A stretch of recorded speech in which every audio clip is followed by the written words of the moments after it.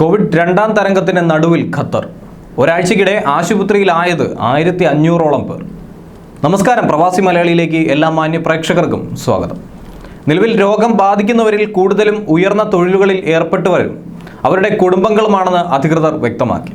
Covid വ്യാപനത്തിന്റെ രണ്ടാം തരംഗത്തിന് സാക്ഷ്യം വഹിക്കാൻ പോവുകയാണ് ഖത്തറെന്നും വരും ദിവസങ്ങളിൽ രോഗവ്യാപനം കൂടുതൽ ശക്തമാവുമെന്നും ആരോഗ്യ മന്ത്രാലയത്തിന്റെ മുന്നറിയിപ്പും ലഭിച്ചു കഴിഞ്ഞു.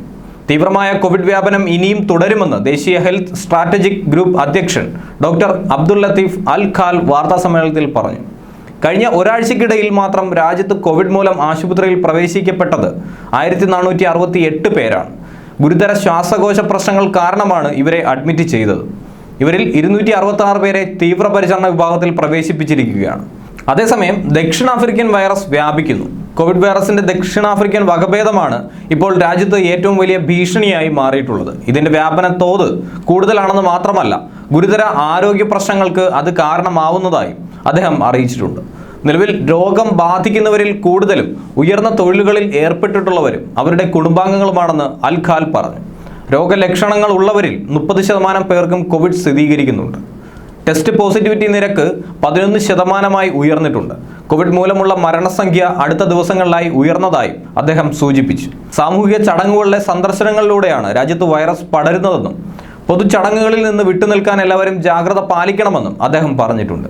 രാജ്യത്ത് വാക്സിനേഷൻ മികച്ച രീതിയിൽ പുരോഗമിച്ചു വരികയാണ്. 10 ലക്ഷം ഡോസ് വാക്സിൻ എന്ന നാഴികക്കല്ല് രാജ്യം ഇതിനകം പൂർത്തീകരിച്ചു കഴിഞ്ഞു. ദിവസേന 1.25 ലക്ഷം പേർക്കാണ് ഖത്തറിൽ കോവിഡ് വാക്സിൻ നൽകുന്നതെന്നും അൽ ഖാൽ അറിയിച്ചു. ആസ്ട്രാസെൻക, ജോൺസൺ ആൻഡ് ജോൺസൺ എന്നീ കോവിഡ് വാക്സിനുകൾക്ക് കൂടി ഖത്തർ ആരോഗ്യ മന്ത്രാലയം അംഗീകാരം നൽകിയിട്ടുണ്ട്. നിലവിൽ രാജ്യത്ത് വിതരണം ചെയ്യുന്ന ഫൈസർ, മെഡോണ എന്നീ വാക്സിനുകൾക്ക് പുറമെയാണിത്. ഇതോടെ ഖത്തറിൽ 4 വാക്സിനുകളും എടുത്തവർ ഖത്തറിന് പുറത്തുപോയി വരുമ്പോൾ ക്വാറന്റൈൻ ഒഴിവാക്കും. ഖത്തറിന് പുറത്തുനിന്ന് ഈ 4 കോവിഡ് വാക്സിനുകളിൽ ഏതെങ്കിലും ഒന്ന് സ്വീകരിച്ച് രാജ്യത്തേക്ക് വരുന്നവർക്കും ക്വാറന്റൈൻ ആവശ്യമില്ലാതെ വരും.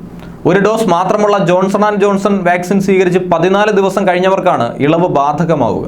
ബാക്കി 3 വാക്സിനുകൾക്കും 2 ഡോസ് സ്വീകരിച്ച് 14 ദിവസം പൂർത്തിയാക്കണം.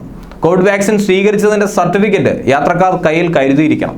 വാക്സിൻ സ്വീകരിച്ചയാളുടെ പേര്, വാക്സിന്റെ ഓരോ ഡോസും എടുത്ത തീയതി, ഏതുതരം വാക്സിൻ, വാക്സിന്റെ ലോട്ട് നമ്പർ, വാക്സിനേഷൻ അധികൃതരുടെ ഔദ്യോഗിക ലോഗോയും സീലും തുടങ്ങിയ വിവരങ്ങൾ വാക്സിൻ സർട്ടിഫിക്കറ്റിൽ ഉണ്ടായിരിക്കണമെന്ന വ്യവസ്ഥയുമുണ്ട്.